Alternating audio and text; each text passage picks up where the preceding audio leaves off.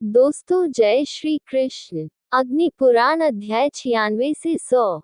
अध्याय 96 मूर्ति की प्रारंभिक प्रतिष्ठा अधिवासन की विधि। प्रभु ने कहा, स्नान करके तथा दोनों नित्य पूजा करने के बाद आचार्य को हाथ में अर्घ्य लेकर तथा मूर्तियों के रक्षक ब्राह्मणों को साथ लेकर यज्ञशाला में प्रवेश करना चाहिए। यज्ञशाला के द्वारों, जिन्हें शांति के द्वार कहते हैं, कि पहले की तरह विधिपूर्वक पूजा करनी चाहिए तथा यज्ञ वृक्षों की शाखाओं में स्थित रक्षक देवताओं की भी परिक्रमा करनी चाहिए। पूर्व दिशा में नंदी और महाकाल की पूजा करनी चाहिए, दक्षिण दिशा में भृंग और विनायक की, पश्चिम दिशा में वृषभ और स्कंद की, तथा उत्तर दिशा में देवी और चंड की पूजा करनी चाहिए। फिर गुरु को चाहिए कि वह यज्ञ वृक्षों की शाखाओं के नीचे दो दो घड़ों की पूजा करे, प्रशांत शांत और शिशिर शीतल, पर्जन्य वर्षा मेघ और अशोक शोक रहित संजीवन पुनर्जीवित करने वाले, और अमृत अमृत धन धन देने वाले, और श्रीप्रद समृद्धि देने वाले, क्रमशः उनके नामों का दोहराव करते हुए चौथे अक्षर में समाप्त हो, उसके पहले ओम और अंत में नमस्कार हो। लोक, ग्रह, रक्षक देवता और नदियां, उनमें से प्रत्येक में दो तीन सूर्य, दो वेद, देवी लक्ष्मी और भगवान गणपति वे देवता हैं जो बाधाओं को दूर करने और यज्ञ की रक्षा करने के लिए प्रत्येक द्वार पर यज्ञशाला में रहते हैं। ध्वजा में वज्र, भाला, गदा, तलवार, पाश, पताका, गदा, त्रिशूल, चक्र और पद्म की विधिवत पूजा करनी चाहिए तथा ओम ह्रीं फट् नमस्कार मंत्र से पूजा करनी चाहिए। द्वार पर लगे भाले को ओम ह्रूं फट् नमस्कार है। कुमुदा, कुमुदाक्ष, पुंडरीक, वामन, शंकुकर्ण, सर्वनेत्र, सुमुख और सुप्रतिष्ठित आदि ध्वजा के 8 अधिष्ठाता देवताओं की पूजा पूर्व दिशा में आदि सभी प्राणियों को हवि देकर तथा ओम कौन मंत्र से कुमुदा आदि को नमस्कार करके करनी चाहिए। इसी प्रकार हेतुक, त्रिपुरघ्न, शक्ति, यमजिह्वा, काल, कराल, एकांघ्रि और भीम इन 8 रक्षक देवताओं की पूजा विभिन्न दिशाओं में नैवेद्य, पुष्प और धूप से करनी चाहिए। गुरु को उन्हें संतुष्ट मानकर उनका ध्यान करना चाहिए। पृथ्वी आदि पंचभूतों की पूजा कक्षी तृणा, एक प्रकार की सुगंधित घास, बांस, खंभे आदि से सद्योजात आदि मंत्रों से करनी चाहिए। गुरु को चाहिए कि वह यज्ञशाला भगवान सदाशिव के सार से व्याप्त, उनकी उपस्थिति से पवित्र तथा मूल सिद्धांतों रूपी ध्वजाओं और भालों से युक्त समझे। पूर्व निर्धारित विधि से दैवी, पारलौकिक तथा सांसारिक बाधाओं को दूर करने के पश्चात गुरु को पश्चिमी द्वार से शेड में प्रवेश करना चाहिए तथा शेष बचे हुए द्वारों को देखना चाहिए। परिक्रमा करके श्रद्धापूर्वक वेदी के दक्षिण भाग में बैठकर तथा उत्तर दिशा की ओर मुख करके पहले की तरह तत्वों का शुद्धिकरण करना चाहिए। फिर आंतरिक यज्ञ, मंत्र और द्रव्यों की शुद्धि तथा स्वयं की पूजा करनी चाहिए। गाय से प्राप्त 5 वस्तुओं को पहले की भांति लगाना चाहिए। फिर उसमें यज्ञोपवीत सहित यज्ञोपवीत रखना चाहिए, विशेष रूप से शिव तत्व तथा 3 मूल तत्वों आत्मा, शरीर तथा पदार्थ को क्रमशः स्थापित करना चाहिए। गुरु को चाहिए कि वह अपनी मानसिक शक्ति के द्वारा अपने शरीर में रुद्र, नारायण और ब्रह्मा सहित परम सत्ता रूपी शिव को मस्तक से लेकर धड़ तक स्थापित करे। ओम हम देवता और उनके अधिष्ठाता देवताओं की प्रतिमाएं पहले की भांति उसमें स्थित होनी चाहिए, और स्वयं का चिंतन करना चाहिए कि वह अपने अवयवों सहित शिव के सार से आच्छादित है और उसके सिर पर शिव की अग्रभुजा है। गुरु को उस तेज का ध्यान करना चाहिए जो उसके शरीर में व्याप्त हो गया है और जो मस्तिष्क गुहा में प्रवेश कर गया है। वह अंधकार को दूर कर रहा है और दिशाओं के बीच के स्थान को प्रकाशित कर रहा है। देवताओं के रक्षकों गुरु के साथ पुष्प, माला और वस्त्र से सुसज्जित होकर मैं शिव हूँ, ऐसा चिंतन करें और ज्ञान की तलवार निकालें। यज्ञशाला को चतुर्विध शुद्धि से शुद्ध करना चाहिए। कुशा को चारों ओर बिखेरकर पुनः एकत्र करना चाहिए। भूमि आदि के रक्षक देवता को पहले की भांति वर्धनी घड़े में बैठाकर उनकी पूजा करनी चाहिए। शिवजी को समर्पित घड़े, आयुधों तथा वर्धनी घड़े की पूजा निश्चित आसन पर करनी चाहिए। तत्पश्चात विभिन्न दिशाओं में स्थित घड़ों में क्रम से लोकपाल देवताओं, उनके आयुधों और वाहनों की पूजा करनी चाहिए। गुरु को भगवान इंद्र का ध्यान करना चाहिए, जो स्वर्ण वर्ण, 1000 नेत्रों वाले, मुकुटधारी तथा वज्रधारी हैं। भगवान सप्तर्षि अग्नि देवता का ध्यान माला, कमंडलू, एक छोटा जल का घड़ा और हाथ में भाला धारण किए हुए, लाल रंग के, ज्वालाओं की माला से लिपटे हुए और बकरे की सवारी करते हुए किया जाना चाहिए। यमराज को भैंसे पर सवार, हाथ में गदा लिए तथा प्रलयनकारी अग्नि के रूप में स्मरण करना चाहिए। निरति को गधे पर सवार, हाथ में तलवार लिए तथा लाल नेत्रों वाले के रूप में स्मरण करना चाहिए। गुरु को तब भगवान वरुण का ध्यान करना चाहिए, जो मगरमच्छ पर बैठे हैं और उनके हाथ में सर्प का फंदा है। भगवान वायु का ध्यान करना चाहिए, जो मृग पर सवार हैं और जिनके रंग नीले हैं, तथा धन के देवता कुबेर का ध्यान करना चाहिए, जो भीड़ पर बैठे हैं। त्रिशूलधारी ईश शिव को बैल पर बैठे हुए, चक्रधारी अनंत को कछुए पर बैठे हुए तथा चतुर्मुख और चतुर्भुज ब्रह्मा को हंस पर सवार हुए ध्यान करना चाहिए। धर्म आदि देवताओं की पूजा स्तंभों के कोनों पर रखे घड़ों में करनी चाहिए। कुछ लोग अनंत आदि देवताओं की पूजा विभिन्न दिशाओं के कोनों पर रखे घड़ों में भी करते हैं। भगवान शिव का आदेश सुनाना चाहिए। अपने पीछे रखे घड़े को धीरे से घुमाना चाहिए। फिर पहले की तरह घड़े को मजबूती से रखना चाहिए और फिर घड़े को वर्धनी बनाना चाहिए। स्थिर आसन पर बैठे हुए शिवजी की तथा शस्त्रों के लिए स्थिर आसन पर बैठकर उनकी पूजा करके गुरु को चाहिए कि पहले की तरह उद्भव मुद्रा पीढ़ी को दर्शाने वाली अंगुलियों से बनाई गई मुद्रा का स्पर्श करें। हे जगत के स्वामी, आप भक्त पर दया करके अपने इस यज्ञ की रक्षा करें। इन शब्दों को कहने के बाद गुरु को तलवार घड़े में रख देनी चाहिए। घड़े में भूमि पर या दीक्षा और स्थापना से संबंधित शेड में भगवान की पूजा करने के बाद गुरु को अग्नि पात्र के सामने जाना चाहिए। गड्ढे के मध्य में बैठे हुए प्रतिमाओं के संरक्षकों को गुरु के निर्देशानुसार गड्ढे को शुद्ध करना चाहिए। मंत्रों के वाचकों को जितनी बार कहा गया है उतनी बार मंत्र पढ़ना चाहिए। अन्य लोगों को संहिता मंत्र पढ़ना चाहिए। अपने अपने शास्त्रों में पारंगत ब्राह्मणों को शांतिदायक मंत्र पढ़ना चाहिए। ऋग्वेद के अनुयायी को पूर्व दिशा में श्री सूक्त, पावमनी, मैत्रिक और वृषाकपि का पाठ करना चाहिए। सामवेद के अनुयायी को दक्षिण दिशा में देवव्रत, भारुंड, ज्येष्ठ और रथंतर नामक स्तोत्रों का पाठ करना चाहिए।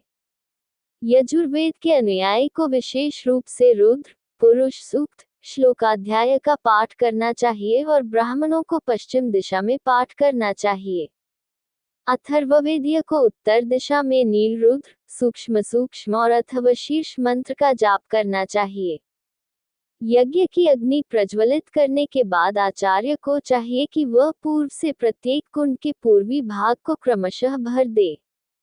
उन्हें धूप, दीप और हवन सामग्री अर्पित करनी चाहिए। फिर अग्नि में आहुति देनी चाहिए।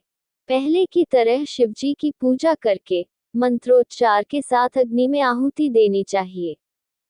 यज्ञ के स्थान और समय को शुभ बनाने तथा अशुभ शकुनों को दूर करने के लिए आहुति देने के पश्चात मंत्र ज्ञाता को शुभ फल देने वाली अंतिम आहुति देनी चाहिए।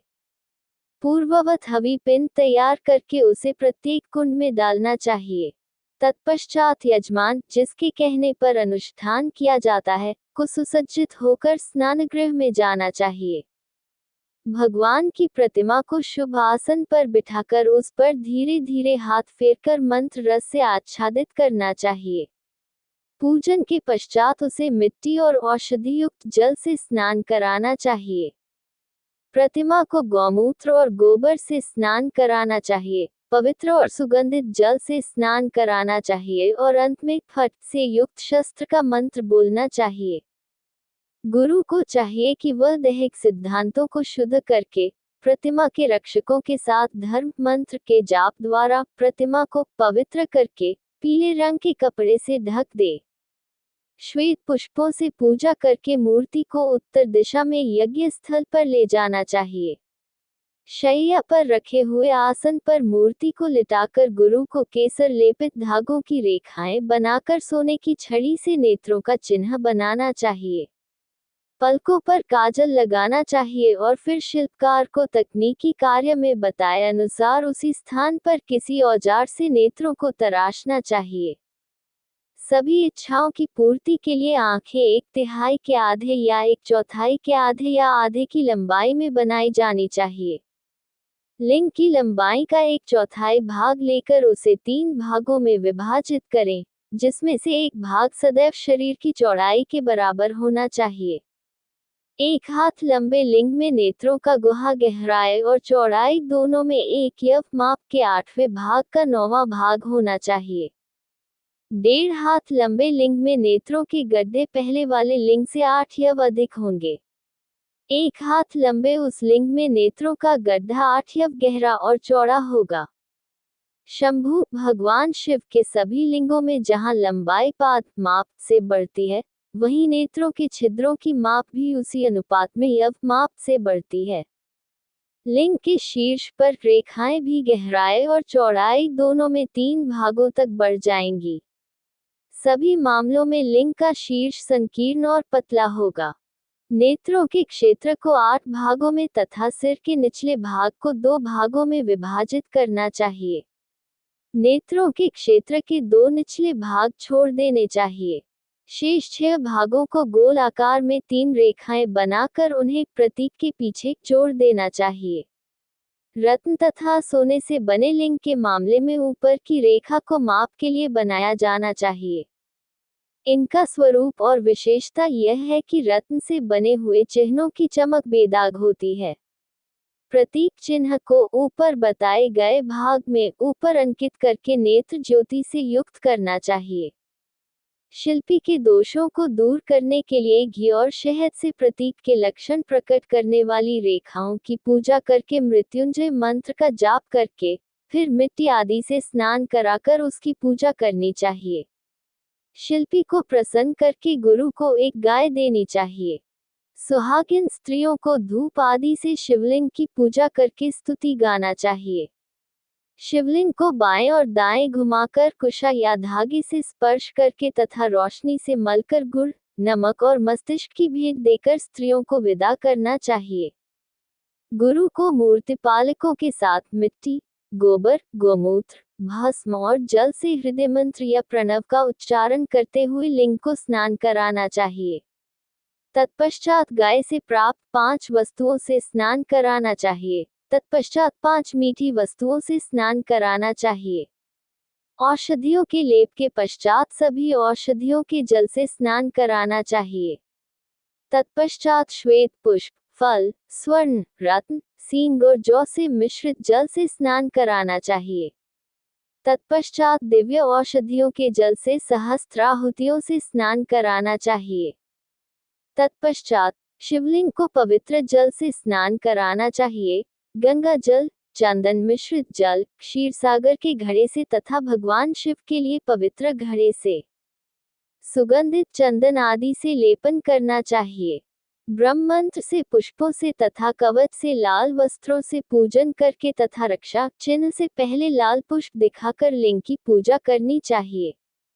फिर घी, जल, दूध, कुशा, अन्य पूजन सामग्री तथा स्तुति से उसे प्रसन्न करके पुरुष के मंत्र से उसकी पूजा करनी चाहिए।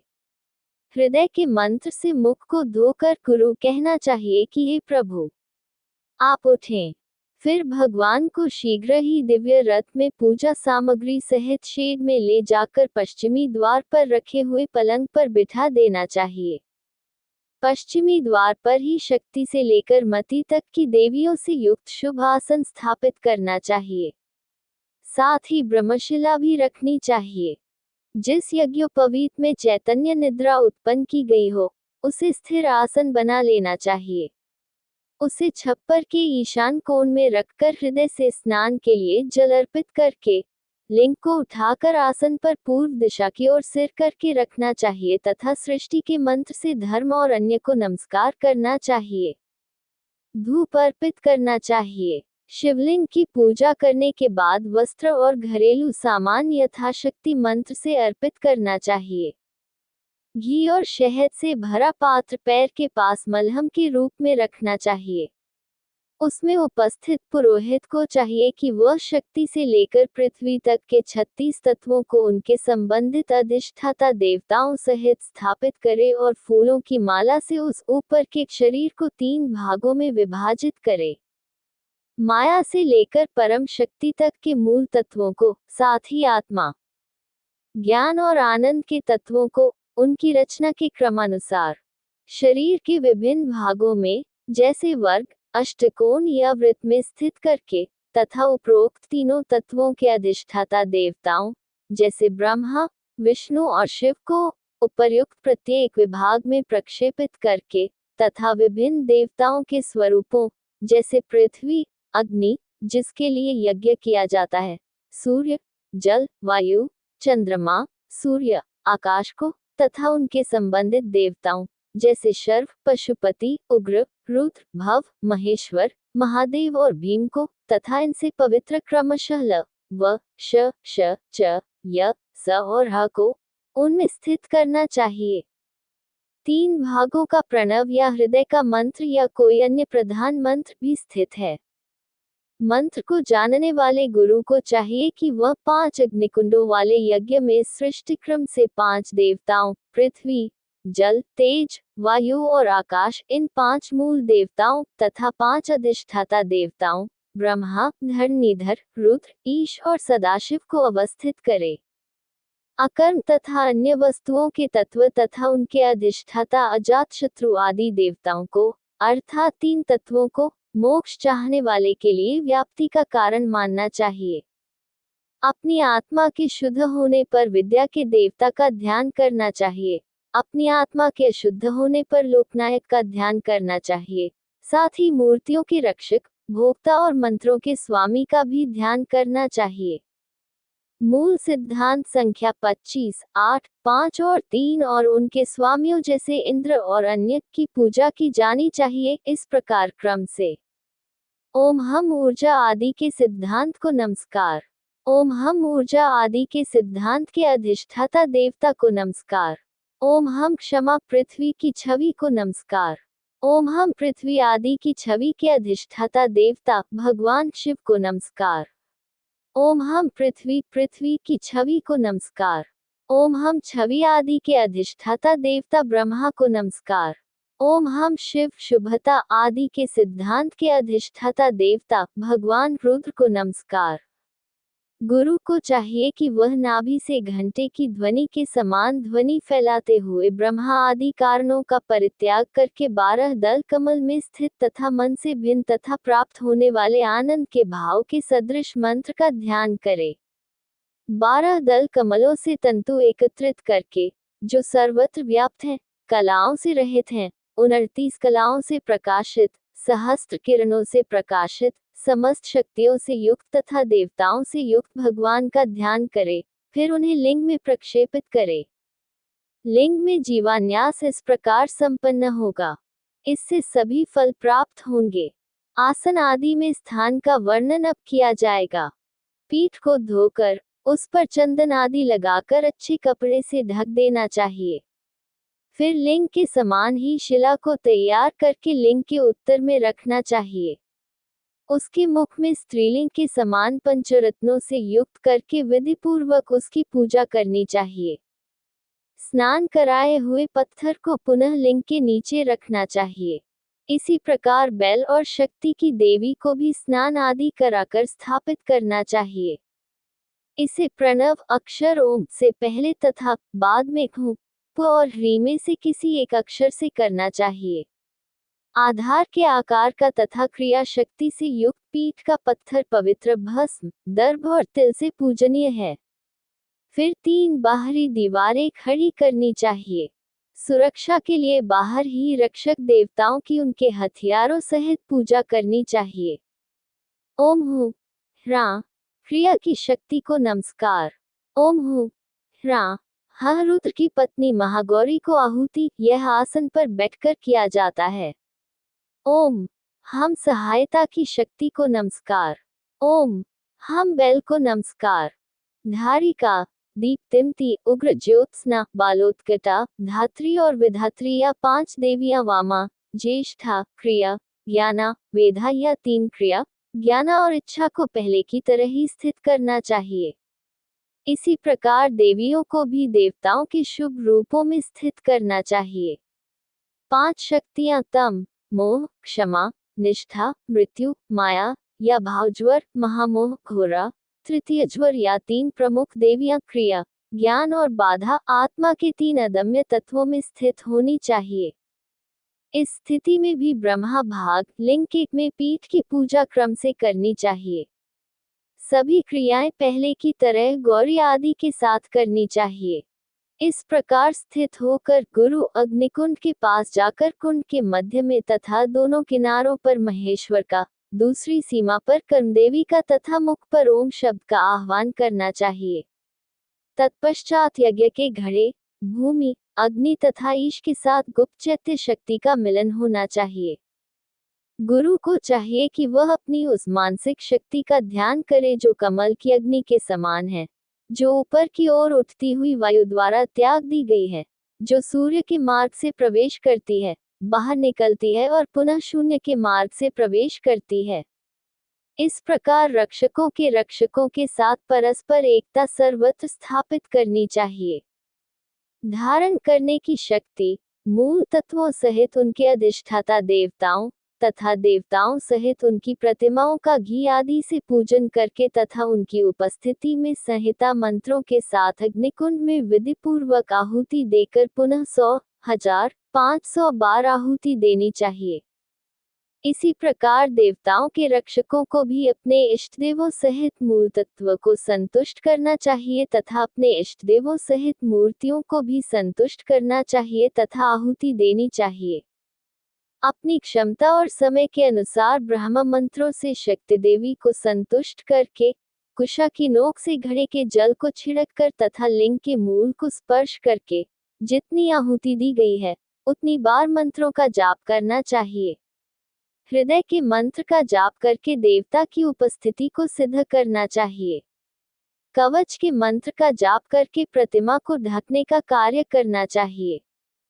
ब्रह्मा जी द्वारा भगवान विष्णु को समर्पित लिंग के अंगों की शुद्धि के लिए इस प्रकार अनुष्ठान करने के पश्चात गुरु को ऊपर बताए अनुसार मंत्रों का जाप तथा आहुति देनी चाहिए। लिंग के मध्य भाग तथा अग्रभाग को कुशा के मध्य भाग तथा अग्रभाग से स्पर्श करना चाहिए। अब मिलन की विधि का वर्णन किया गया है। ओम हम ओम ओम ओम ई ओम मु भू बाहर की छवि को प्रणाम। ओम हम वान ओम ओम ओम क्षा ओम मु वां अग्निदेव की छवि को प्रणाम। इसी प्रकार यजमान आदि की प्रतिमाओं का ध्यान लिंग में करना चाहिए। इसी प्रकार भगवान के 5 स्वरूपों के मामले में भी हृदय आदि के साथ मंत्र के जाप से एकता स्थापित करनी चाहिए।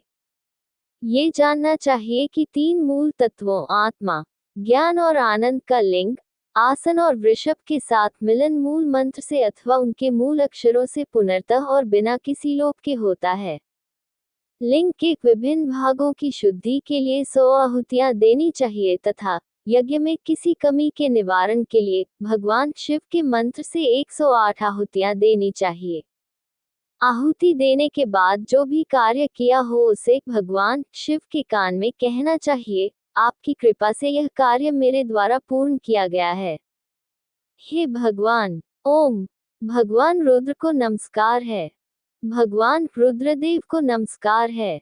ये कार्य चाहे पूर्ण हो या अपूर्ण, आप अपनी शक्ति से इसे पूर्ण करें और इसे स्वीकार करें। फिर विद्वान गुरु को लिंग में और कार्य को मूर्ति के आसन में स्थापित करना। आधार रूपी शक्ति को ब्रह्मा पत्थर के भाग में अवस्थित करना चाहिए। अधिवासन एक साथ रहने का अनुष्ठान 7 रात्रियों, 5 रात्रियों, 3 रात्रियों या 1 रात्रि तक करना चाहिए अथवा तुरंत करना चाहिए। बिना अधिवासन के किया गया यज्ञ करने पर भी कोई लाभ नहीं देता। प्रतिदिन सैकड़ों आहुतियां संबंधित मंत्रों से देनी चाहिए। शिवजी के घड़े की पूजा करनी चाहिए तथा देवताओं को अर्पण करना चाहिए। अधिवास इसलिए कहा जाता है क्योंकि शिष्य गुरु के साथ रहकर व्रतों का पालन करता है। इसे प्रवास के अंत तक की प्रवृत्ति कहा जाता है। अध्याय 97 शिव प्रतिष्ठा की स्थापना की विधि।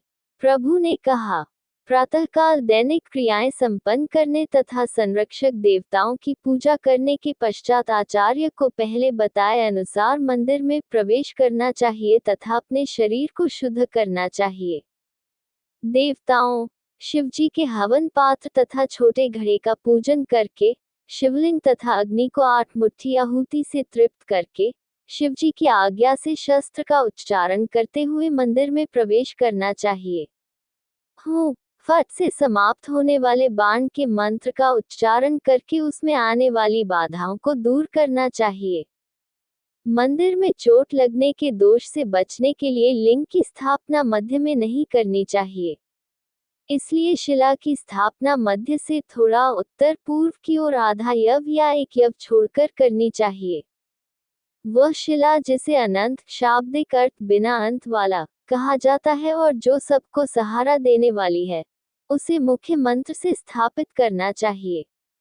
अचला गतिहीन नामक शिला, जो सर्वव्यापी है और भगवान शिव के आसन के रूप में है, उसे सृष्टि के मंत्र का प्रयोग करके या निम्नलिखित मंत्र का उच्चारण करके स्थापित करना चाहिए। ओम सर्वव्यापी देवी, दृढ़ और अचल देवी अचला, प्रणाम। ह्रा लम ह्री आहुति। भगवान शिव की आज्ञा से तुम्हें हमेशा यही रहना चाहिए। इस प्रकार कहकर तथा पूजन करके शिशु रौद्र मुद्रा दिखाकर लिंग की गति को रोक दें। तत्पश्चात शिशु पूर्व दिशाओं के छिद्रों में जगत के रक्षक देवताओं के मंत्रों से भक्तिपूर्वक ध्यान करके हीरा आदि रत्न, सुगंधित मूल, स्वर्ण और कांस्य आदि धातुएं, पूर्ववर्णित तथा क्रमशः तेज, सौंदर्य, बल और पराक्रम के प्रतीक धान्य आदि को स्थापित करें। प्रवेश द्वार के मध्य और अन्य छिद्रों में नदी के तट से या पर्वत की चोटियों से मिट्टी सहित सोने या चांदी से बना कछुआ या बैल स्थापित करें। अन्यथा मधु, अक्षत और काजल सहित मेरु की स्वर्ण प्रतिमा स्थापित करें। अन्यथा सभी मंत्रों के अक्षरों और सोने सहित सोने या चांदी की मिट्टी स्थापित करें। फिर सोने, चांदी या सभी धातुओं से बने कमल के डंठल को तिल और अनाज से बने एक बर्तन के साथ स्थापित करना चाहिए। ऊर्जा का प्रतिनिधित्व करने वाले भगवान के आसन को स्थापित करने के बाद उसे मीठे दलिया या गुलगुल, एक सुगंधित से अभिषेक करना चाहिए और कवच और हथियार के मंत्र का उच्चारण करके कपड़े से ढकना चाहिए। लोकों के अधिष्ठाता देवताओं को हवि देकर तथा मुख प्रक्षालन करके, गुरु को चाहिए कि वह शिवजी के मंत्र से अथवा शस्त्र से 100 हविये अर्पित करे, साथ ही शिलाखंड के दोष के निवारण के लिए अंतिम हवि भी अर्पित करे। भूमि के अधिष्ठाता देवताओं को हवि देकर प्रसन्न करने के पश्चात, गुरु को चाहिए कि वह हवि तथा मंगलमय स्वरों के साथ आसन सहित भगवान को उठाए। फिर गुरु को चाहिए कि वह देवता के आगे तथा भगवान की यज्ञ भूमि के पीछे पीछे चले, तथा चारों दिशाओं में खड़े हुए मूर्ति के रक्षकों तथा जिसकी आज्ञा से अनुष्ठान किया जा रहा है, उसके साथ चले। परिक्रमा करने के पश्चात भद्र कल्याण नामक द्वार के सामने लिंग की स्थापना करनी चाहिए। स्नान के लिए जल अर्पित करने के बाद लिंग को द्वार, चौखट और द्वार के क्षेत्र से होकर मंदिर में ले जाना चाहिए। यदि द्वार की चौखट के किनारे अधूरे हों या आधे अधूरे हों तो भगवान को द्वार से स्पर्श किए बिना ही द्वार से बाहर ले जाना चाहिए। अधूरे मंदिर के मामले में, जब मंदिर का निर्माण शुरू हो रहा हो, तो लिंग को कोने से भी अंदर ले जाना चाहिए। ये सामान्य नियम है, यहाँ तक कि प्रकट लिंग के मामले में भी, क्योंकि सांसारिक रीति से मंदिर में प्रवेश द्वार से ही किया जाता है। ये सर्वविदित है कि यदि मंदिर में प्रवेश पार्श्व द्वार से किया जाए, तो इससे जाति का नाश होता है। शुभ तूर्य एक प्रकार का वाद्य की ध्वनि, दूर्वा एक प्रकार की घास और अक्षत अर्पण के साथ द्वार के सामने आसन पर लिंग स्थापित करने के पश्चात गुरु को हृदय से उठो हे प्रभु कहकर महान पाशुपत मंत्र का जाप करना चाहिए। छिद्रों से यज्ञ के घड़ों को निकालने के पश्चात मूर्ति के रक्षकों के साथ गुरु को मन ही मन मंत्र दोहराना चाहिए और केसर आदि से लिपटे हुए लिंग का तथा देवी देवताओं के मिलन का ध्यान करना चाहिए। गहन एकाग्रता प्राप्त होने तक मुख्य मंत्र का जाप करने के पश्चात गुरु को लिंग को स्पर्श करना चाहिए और उसे छिद्र में रखना चाहिए। ब्रह्मा भाग का एक भाग, 2 भाग, आधा भाग या 8वां भाग भूमि के नीचे होना चाहिए। ध्यानपूर्वक कमर तक शीशे से लिंग को ढककर गुरु को स्थान को रेत से भर देना चाहिए और कहना चाहिए आप दृढ़ रहें। फिर लिंग के दृढ़ हो जाने पर गुरु को चाहिए कि वह समस्त प्राणियों में व्याप्त उस लिंग का ध्यान करे, मुख्य मंत्र का जाप करे और सृष्टि के क्रम से शक्ति तक निष्कल गुणहित को अवस्थित करे। यदि स्थापित किया जाने वाला लिंग दक्षिण की ओर झुका हो तो गुरु को चाहिए कि वह दिशाओं के अधिष्ठाता देवताओं के मंत्रों से आहुति दे और अंतिम आहुति तक प्रसाद सहित आहुति दे। गुरु को मुख्य मंत्र से या अनेक रूपों वाले मंत्र से 100 आहुतियां देनी चाहिए। यदि लिंग बाईं ओर झुक जाए, नीचे खिसक जाए या टूट जाए, अन्य दोषों की स्थिति में भी गुरु को इसी प्रकार सुखदायक शांतिदायक अनुष्ठान करना चाहिए। इस प्रकार से स्थान आदि संस्कारों से संबंधित लिंग से कोई हानि नहीं होती। पीठ को उस विशेषता लिंग के लिए पहले ही बताई गई के अंश से युक्त मानकर प्रतिष्ठित किया जाना चाहिए। पीठ पर गौरी भगवान शिव की पत्नी का मंत्र स्थापित करने के बाद पीठ को सृजन के मंत्र से पवित्र करना चाहिए। लिंग के किनारों को चिकना करना चाहिए और बांधने वाली सीमेंट और रेत डालनी चाहिए। तत्पश्चात गुरु को मूर्ति के रखवालों के साथ मिलकर शांति के घड़े तथा अन्य घड़ों से जल से मूर्ति को स्नान कराना चाहिए। साथ ही दूध, चीनी, दही, घी तथा शहद से बने पंचामृत आदि से भी स्नान कराना चाहिए। तत्पश्चात उस पर चंदन तथा अन्य वस्तुओं का लेप करना चाहिए। शिवजी की पूजा करने के पश्चात गुरु को भगवान शिव तथा उनकी पत्नी उमा के अंगों को उमा तथा महेश के मंत्रों का उच्चारण करते हुए स्पर्श करना चाहिए तथा लिंग मुद्रा दिखानी चाहिए। तत्पश्चात गुरु को चाहिए कि वह मानसिक रूप से 6 प्रकार की पूजा से पूर्व उसमें 3 मूलभूत तत्वों की कल्पना करे। विभिन्न भागों के अधिष्ठाता देवताओं सहित मूर्ति को तथा कर्म स्थान में ब्रह्मा को स्थापित करके विद्वान पुरुष उसे स्नान कराए। उसे सुगंधित लेप से लेप करके तथा सुगंधित धूम्र दिखाकर उसे भगवान शिव के एकमात्र व्यापक तत्व के रूप में स्थापित करे।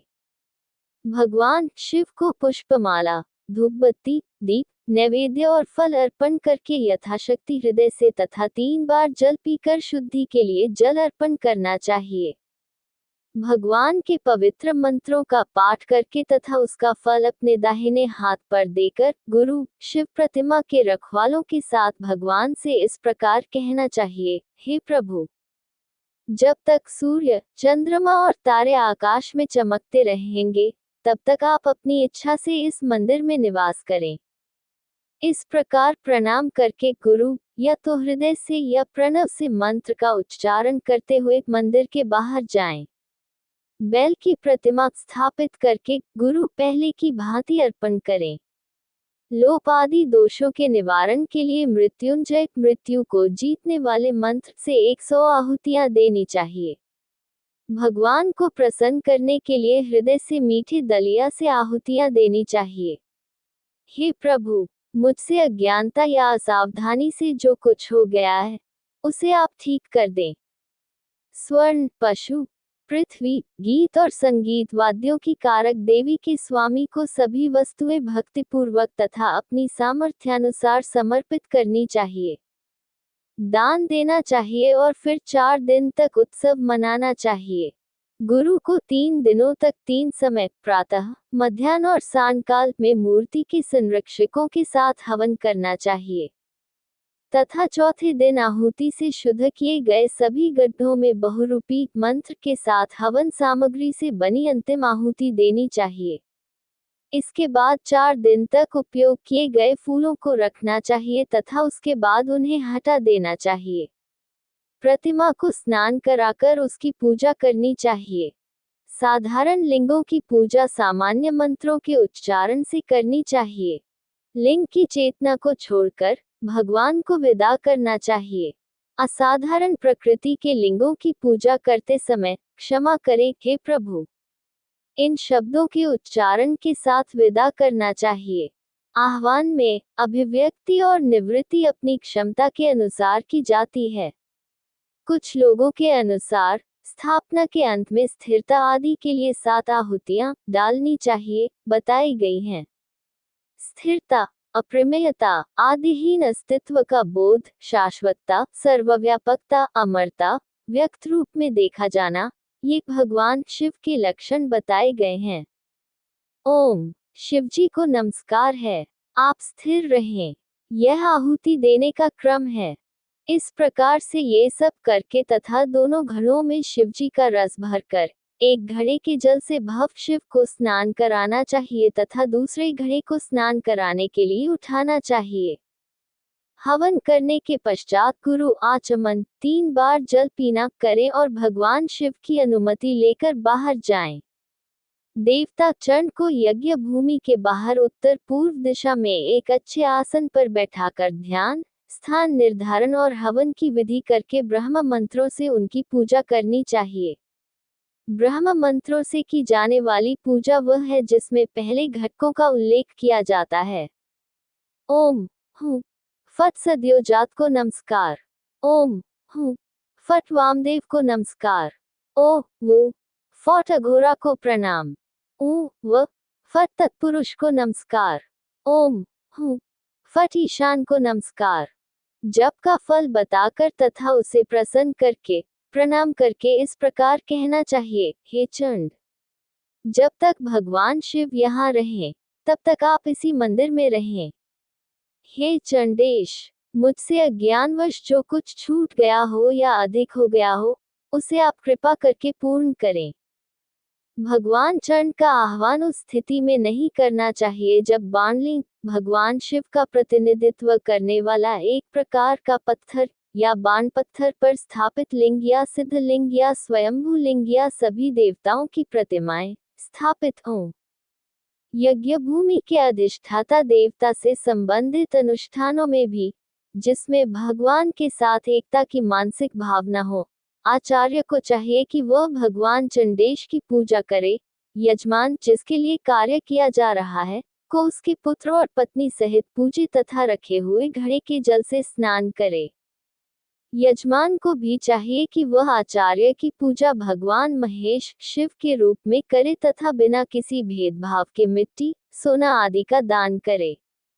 मूर्तियों के रक्षक, जप करने वाले, ब्राह्मण, ज्योतिषी, मूर्तिकार, दीन दुखियों आदि को संतुष्ट करके भोजन कराए।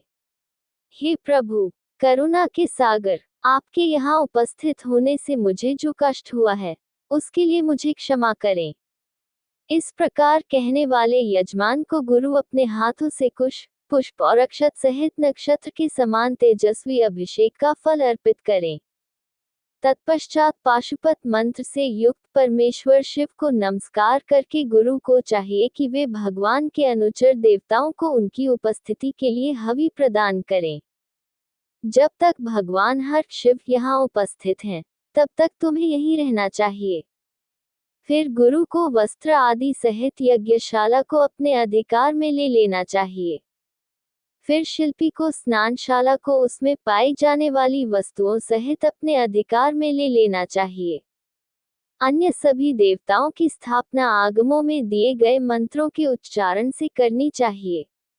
अन्य देवताओं की स्थापनाओं में देवताओं के नामों के प्रथम अक्षर का विभाजन और उनमें व्याप्त मूल तत्वों का स्थान निर्धारित करना चाहिए।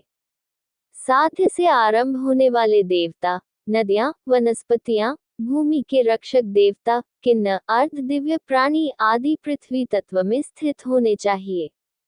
कुछ स्थानों पर सरस्वती और लक्ष्मी का स्थान जल में है। जगत के अधिष्ठाता देवताओं को उसी स्थान पर स्थापित करना चाहिए जहां वे स्थित रहते हैं। ब्रह्मा का स्थान 3 मूल तत्व हैं, जो अंड के विस्तार के महत्वपूर्ण कारण तक फैले हुए हैं। हरि विष्णु का स्थान त्रिदेव लोकों का है, जिसमें सूक्ष्म तत्व मुख्य हैं। नृत्य के स्वामी नाटेश, जो शिव का एक रूप है। गण सहायक देवता माताएं, देवियां, यक्ष अर्ध दिव्य प्राणी और स्वामी सुब्रह्मण्य के स्थान ऊपर वर्णित हैं। गणपति का स्थान शुद्ध ज्ञान के तत्व तक है। भगवान शिव और उनकी पत्नी शिवा पार्वती द्वारा उत्सर्जित तेज का स्थान माया के एक भाग के क्षेत्र में स्थित शक्ति तक फैला हुआ है। प्रकट प्रतिमाओं के मामले में स्थान भगवान शिव तक कहा गया है। 5 ब्रह्म रूपों शिव को छोड़कर कछुआ जैसे कुछ रूपों के साथ साथ मणि आदि 5 वस्तुओं को भी आसन के छेद में रखना चाहिए। 6 भागों में विभाजित छेद में एक छोर से एक भाग को छोड़ दिया जाता है और 5वें भाग में स्थिरीकरण किया जाता है। यदि इसे 8 भागों में विभाजित किया जाता है तो 7वें भाग में स्थिरीकरण किया जाता है। मूर्तियों के मामले में ये स्थिरीकरण सुख लाता है। प्रतिमा स्थापित होने पर ध्यान से शुद्धि होती है। लिपी हुई या चित्रित प्रतिमाओं को स्नान कराना, आसन पर बिठाना, रत्न रखना, नेत्र खोलना, मंत्र पढ़ना, आसन देना आदि मानसिक रूप से करना चाहिए। बिना जल के पुष्पों से पूजा करनी चाहिए ताकि चित्र खराब न हो। अब जल लिंग की स्थापना की विधि बताई गई है। लिंग को 5 या 3 भागों में अलग अलग बांटकर 3 या 2 भाग स्थापन के लिए अलग रखना चाहिए। भिन्न भिन्न मूल सिद्धांतों के कारण आसनों तथा स्फटिक से बने लिंगों की शुद्धि बताए गए सृष्टि मंत्र से करनी चाहिए। ऐसी स्थिति में ब्रह्मशिला तथा रत्न आदि रखने की आवश्यकता नहीं होती। प्रतिमा को आसन पर स्थापित करने का कार्य मन ही मन करना चाहिए। स्वयंभू लिंगों और बाण लिंगों, एक प्रकार के पत्थर से बने लिंग के मामले में शुद्धिकरण के लिए कोई विशेष प्रक्रिया नहीं है। जंगम लिंगों को वैदिक मंत्रों से स्नान कराना चाहिए। उसी प्रकार हवन भी उन्हीं मंत्रों से करना चाहिए। पवित्र नदियों, समुद्रों और पर्वतों को पहले की तरह स्थापित किया जाता है। मिट्टी और आटे से बने लिंग एक इस संसार से संबंधित और क्षत नाशवान कहलाते हैं। ऐसे लिंग को शुद्ध करके दीक्षा आदि संस्कारों सहित विधिपूर्वक पूजन करना चाहिए। फिर उसके समक्ष मंत्रों को अपने में समाहित करके गुरु को उस लिंग को जल में डाल देना चाहिए। इससे 1 वर्ष के भीतर मनोकामनाएं पूर्ण होती हैं। विष्णु आदि की स्थापना पृथक मंत्रों से करनी चाहिए। अध्याय 98 देवी गौरी की प्रतिमा की स्थापना की विधि। गौरी प्रतिष्ठा। प्रभु ने कहा, सुनो, मैं गौरी भगवान शिव की पत्नी की पूजा के साथ साथ स्थापना की विधि का वर्णन करूंगा। यज्ञशाला आदि बनाकर उसमें देवी की प्रतिमा स्थापित करनी चाहिए। हे गुह, देवी को शैया पर बिठाकर मूर्तियों के मंत्रों को तथा आत्मा के ज्ञान से लेकर शिव तक के तत्वों को तथा भगवान ईशान शिव को भी स्थापित करना चाहिए। पूर्ण शक्ति की देवी को स्थापित करके उन्हें आहुतियां देकर तथा पूर्ववत मंत्रों का उच्चारण करके क्रिया शक्ति के स्वरूप का आसन स्थापित करना चाहिए। उसी स्थान में व्याप्त होकर ध्यान करके तथा रत्न आदि रखकर पराशक्ति स्वरूपा देवी को अपने मंत्रों द्वारा उसमें स्थापित करना चाहिए। क्रिया शक्ति को आसन में तथा ज्ञान शक्ति को मूर्ति में स्थित करना चाहिए। फिर सर्वव्यापी शक्ति का आह्वान करना चाहिए और उसमें स्थित होना चाहिए। फिर शिवा नाम की देवी का भी आह्वान और पूजन करना चाहिए। ओम पालन करने वाली शक्ति को नमस्कार। ओम कछुआ ब्रह्मांड को सहारा देने वाले को नमस्कार। ओम भगवान स्कंद भगवान शिव और पार्वती के पुत्र को नमस्कार। ओम श्री भगवान नारायण विष्णु को नमस्कार। ओम प्रभुता को नमस्कार। ओम अगुप्तेश्वर को नमस्कार। ओम कमल आसन को नमस्कार। फिर केशव विष्णु आदि देवताओं की पूजा करनी चाहिए। ओम ह्रीं फली को नमस्कार। यहाँ पर इन मंत्रों से पूजा करनी चाहिए। ओम क्षण कमल के नेत्रों को नमस्कार। ओम हा पोषण को नमस्कार। ह्री ज्ञान को नमस्कार। ह्री कर्म को नमस्कार। ओम कमल के डंठल को नमस्कार। रु पुण्य को नमस्कार। रु ज्ञान को नमस्कार। ओम संसार के प्रति उदासीनता को नमस्कार। ओम अधर्म को नमस्कार। ओम रु अज्ञान को नमस्कार। ओम संसार के प्रति आसक्ति को नमस्कार। ओम दरिद्रता को नमस्कार। हूँ वाणी को, भावुक को, उग्र को नमस्कार। ओम ह्रौन शांति को नमस्कार। फिर रौन बड़ी देवी को नमस्कार।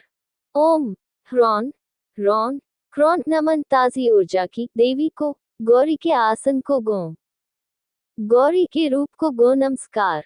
फिर देवी गौरी का मुख्य मंत्र बताया गया है। ओम ह्री सह महागौरी रुद्र शिव की पत्नी आहुति देवी गौरी को नमस्कार। गम ह्रू ह्री शिव गुण शिखा कवच। गम नेत्र शस्त्र। ओम गो ज्ञान की शक्ति। ओम गुण क्रिया की शक्ति को नमस्कार। इंद्र आदि देवताओं की पूजा पूर्व दिशा में तथा अन्य दिशाओं में की जाती है। ओम सुन सुभगा प्रिय पत्नी को नमस्कार। ह्री बीज ललिता फिर और ओम ह्री कामिनी एक स्नेही महिला को नमस्कार है। ओम ह्रू कामशालिनी मंत्रों के साथ गौरी देवी की स्थापना करके, उनकी पूजा करके और मंत्रों को जपने के बाद मनुष्य सब कुछ पा सकता है। अध्याय 99 सूर्यदेव की प्रतिमा की स्थापना की विधि। सूर्य प्रतिष्ठा। प्रभु ने कहा, मैं सूर्यदेव की स्थापना का वर्णन करूंगा। यज्ञशाला और अन्य वस्तुएं पहले की तरह तैयार कर लेनी चाहिए। फिर पूर्व विहित स्नान आदि कर्म करके सूर्यदेव को उनके सेवकों और विद्या सहित आसन और शैया पर स्थापित करके मंत्रों के साथ 3 मूल तत्वों आत्मा, ज्ञान और आनंद तथा आकाश आदि 5 तत्वों को स्थापित करना चाहिए। पहले की भांति शुद्धि आदि करके तथा पीठ को भी पहले की भांति शुद्ध करके गुरु को चाहिए कि वह 5 तत्वों को अपने अपने स्थान पर स्थापित करे। आसन स्थापित करने के पश्चात सर्वमुखी शक्ति के साथ गुरु को सूर्यदेव की प्रतिमा स्थापित करनी चाहिए तथा गुरुदेव की शक्ति से व्याप्त मंत्रों का उच्चारण करना चाहिए। पैर के अंत तक नाम का उच्चारण करना चाहिए। पहले बताए गए मंत्रों का उच्चारण स्थापना के समय भी करना चाहिए। अध्याय 100 मंदिर के द्वारों की प्रतिष्ठापना की विधि। द्वार प्रतिष्ठा। भगवान ने कहा, फिर मैं द्वारों की प्रतिष्ठापना की विधि का वर्णन करूंगा। द्वारों को जड़ी बूटियों के काढ़े से धोकर उन्हें पलंग पर बिछा देना चाहिए। 3 मूल तत्व आत्मा आदि को उनके स्वामियों सहित नीचे, मध्य और ऊपर के भागों में स्थित करना चाहिए। आहुति देकर तथा रूप मंत्रों का उच्चारण करके अनंत एक महत्वपूर्ण सर्व प्रमुख के मंत्र से वही वास्तु स्थान की अधिष्ठात्री आत्मा की पूजा करनी चाहिए। रत्न आदि 5 वस्तुओं को रखने के बाद शांति विधि करनी चाहिए। जौ, सफेद सरसों, क्रांता, रिद्धि, वृद्धि, महातिला, गोमृत, सरसों, राजेंद्र, मोहनी, लक्ष्मणा, अमृता, रोचना, आसन, वाचा, दूर्वा और पाटली को ओम का उच्चारण करने के बाद सुरक्षा के लिए मंदिर के नीचे की चौखट पर उनके प्राकृतिक रूप में रखना चाहिए। जल छिड़क कर उत्तरी द्वार को पवित्र करना चाहिए। उसके नीचे आत्मा का मूल तत्व और दोनों ओर ज्ञान का तत्व स्थित होना चाहिए। आनंद का तत्व आकाश के क्षेत्र में स्थित होना चाहिए क्योंकि वह पूरे क्षेत्र में व्याप्त है।